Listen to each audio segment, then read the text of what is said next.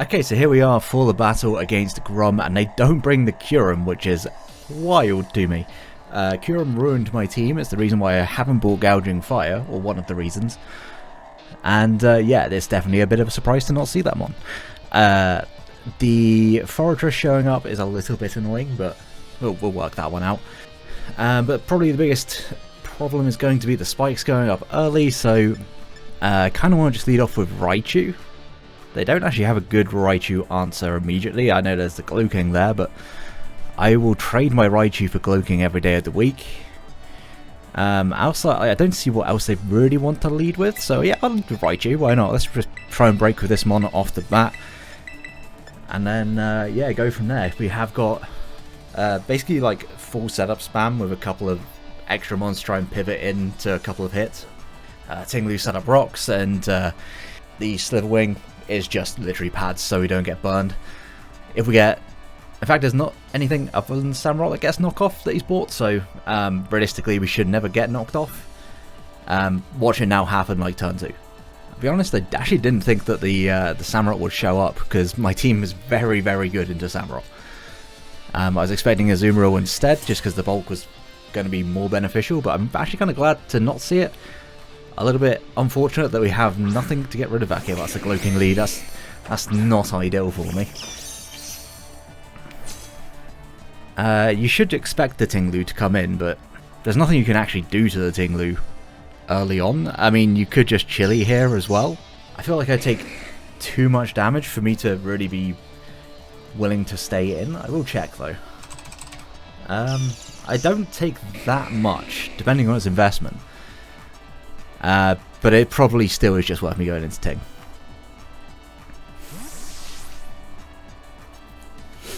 Probably reveals that we don't have Volt Switch. Not the Volt Switch chip would have done anything for me here. As they are going to Toxic, that's fine. We are Rest Talk this week, so we're not overly concerned about that. And I do just want to set up my rocks, because I think they will be pretty handy in this game, if we can keep them up. We didn't bring the Petulant this week, so keeping the hazards up isn't going to be possible. If the Forager just wants to click spin, it can click spin, but we can try and punish it with other means. Like, just in case I'm banded or something like that, you should never want to Chili, so yeah, it's just going to be the hard switch. Out into Hammerstone, which is the Samurott, okay.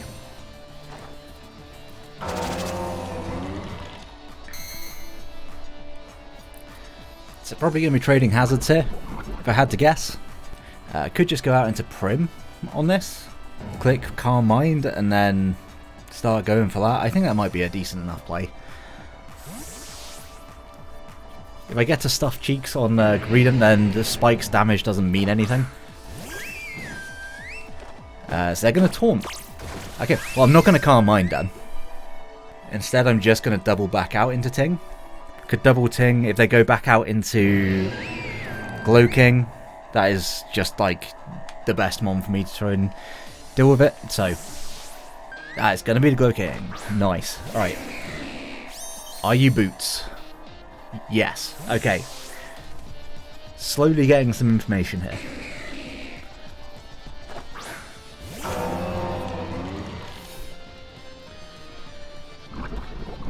And I will just click Earthquake. No reason for me to not. Yes, there's a Moltres in the back, but I don't think it wants to come in on Tinglu. If it does, then I just Stone Edge a turn after. At any point, I can just rest back up, because I'm going to be faster than this. I don't think this King's going to be quick. And we do have some speed in Tinglu anyway, to try and creep Ursaluna. So we'll see, do you go into Moltres this time, or just back out into Samurott again? Yokaluna? That's the Ursaluna. Yeah. Okay. So we're going to get some good damage off on this as well.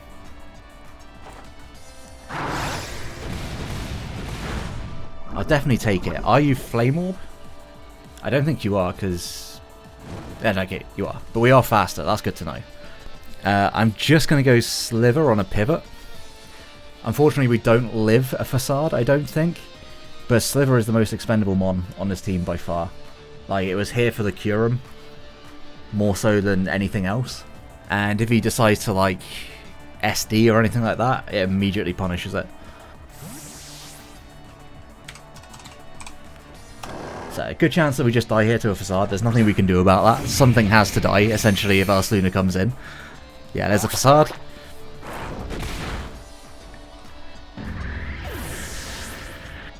But yeah, we got it down to half, which is not too bad.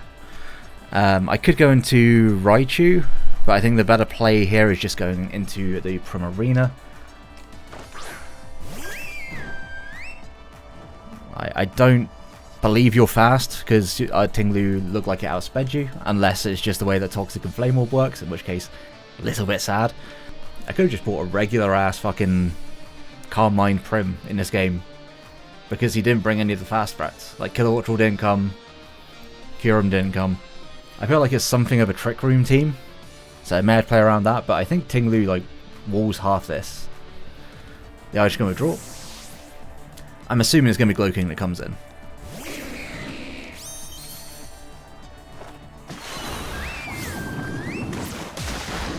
Oh, okay, I was going to say, that did a fuckload of damage.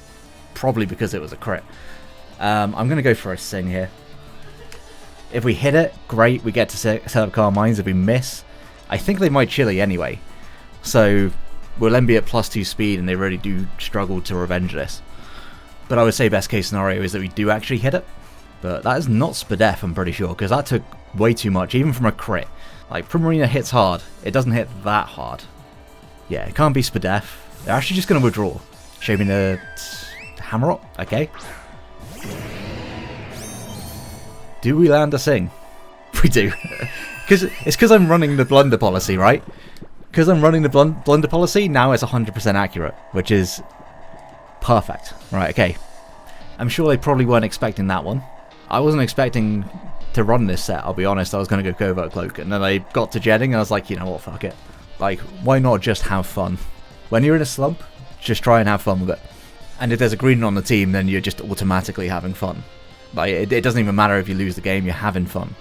So, if it's not SPDEF on Glow King, and we're at +1, then this should actually just 2-hit KO. Bob Thornton takes the rocks, so I don't know if this takes a Sparkling Aria afterwards. And even if it does, like, what's it doing to me? Is it exploding? I want to say we live an explosion. Unless it's like banded explosion, which would be fucking incredible. Okay, so, are you SPDEF? You live on 1, you fucker. I thought it was focus banned for a second. My brain was just like, it's 100% focus banned. Don't know where that came from. If it was focus banned, that would have been hilarious. I wouldn't have been too mad. Okay, so Glow King comes back in. I'm just going to Sparkling Aria. Your Sludge Bomb with us at +1 doesn't do half. So would 2-hit KO you. Like, if things get dire and he still has the Samurott asleep, I will just go for another Sing. Because, weirdly, I feel like it might be worth it. They are going to Toxic us, which puts us on a little bit of a timer, but not the worst timer in the world, because we do have Draining Kiss. This does now live another if he switches out, which he's going to do. Sacking Nefari. If I Calm Minded, should have Calm Minded. I don't think it was the right play to do that though, in fairness. So, rocks are here to stay. If we weaken the Glow King enough, then we should be fine to just click buttons with 𝙂𝙀𝙀𝙀.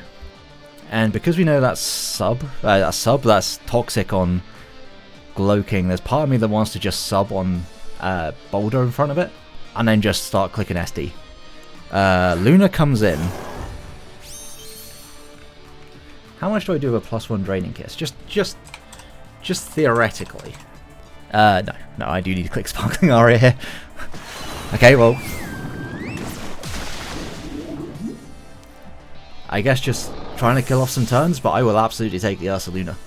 And you don't have to fear about spikes if the Spikesmon is asleep. So no hazards currently up on our side is going to be really nice. Simply because we didn't run any boots this week. Hammerot comes in. I will just take my health back on this turn, I'll just go for Draining Kiss. If they double into 𝙂𝙍𝙀𝙀𝙀𝙀𝙀, just a good play, which they're going to do actually.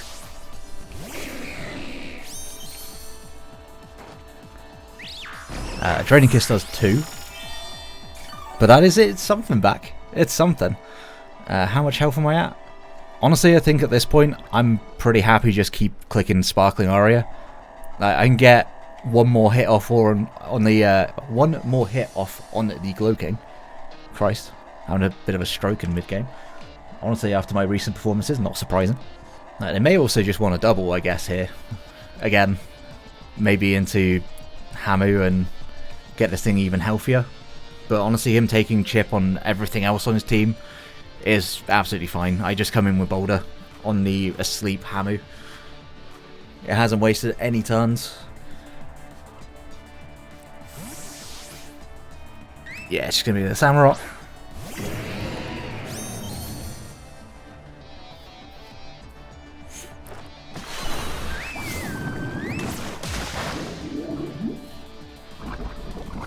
It's not going to kill, but yeah, we're also going to live the poison. Like, what's the worst that can happen is going to be, what, Lycanroc coming in, I guess? Going to go out into greedent. If they wake up, they wake up. But they've got to waste this turn at least. As long as they don't get first turn wake, then we stuff cheeks and we're gaming. They stay asleep.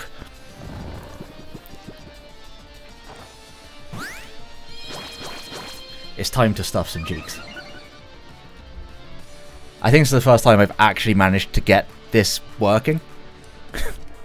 Because every other time, I have just I've just been knocked off prior to getting the stuffed cheeks. So now Ceaseless will do nothing. If they have Secret Sword, it will do something. So arguably not the mon to have set up on. But still, you gotta try it. I don't think I could set up on anything else, like Moltres would just burn me. Gloaking would... I guess Gloaking maybe. But Lycanroc would also probably murder me. They stay asleep for one more turn. Max sleep turns, you'll love to see it. This is normally me who's on the receiving end of that. And now we start blasting. There you go for a Razor Shell. No crit. Do get a defense drop, that's a little unfortunate. But regardless, greedent's going to go in. 1 for greedent. Hopefully there's more than 1 for greedent in this game. So, if Moltres is defensive, +2 double edge doesn't do enough. +4 could do enough. But I think I just go for... No, I think I do have to SD again. If they're Willow, then we have to get to +6. But that's entirely possible. Lycan comes in. Okay, okay. If it was Sash, it's not Sash anymore. We Earthquake. They're going to close combat. They don't crit us. Two for the Gobbler.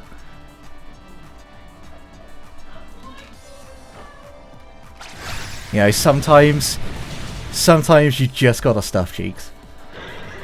Life lessons on this channel. Moltres comes in. Yeah, I'm not letting it happen. I am not letting you take the Gobbler down. The Gobbler stays.